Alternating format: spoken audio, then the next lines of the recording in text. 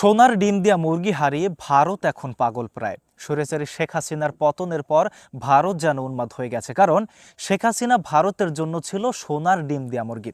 গত 15 বছর ধরে ক্ষমতায় টিকে থাকতে শেখ হাসিনা ভারতকে যা দিয়েছে, এখন তার কানা করেও পাবে না ভেবে ভারত তার আসল চেহারা বাংলাদেশকে দেখাতে চায়। তাই তো ভারতের মিডিয়া থেকে শুরু করে ফুটপাতের টোকাইরাও এখন বাংলাদেশের পেছনে পড়ে গেছে। সাধারণত কোনো ভূখণ্ড বা কোনো দেশ দখল করে সেনাবাহিনী, তবে ভারতের সেনাবাহিনী অকেজ হয়ে পড়ায় ভারতীয় মিডিয়া 2-4টা ক্যামেরায় এবং মলম বিক্রেতা হকার সাংবাদিক নিয়ে বাংলাদেশ দখল করতে চায়। তবে তারা ভুলে গেছে ছাগল দিয়ে হাল চাষ করা সম্ভব নয়। বাংলাদেশকে ব্যবহার করে আঙুল ফুলে কলা গাছ বনে যাওয়া মোদির স্ত্রী শেখ হাসিনার পতন যেন কোনোভাবেই মেনে নিতে পারছে না। তাই তো স্ত্রী হারিয়ে ভারত এখন পাগল প্রায়।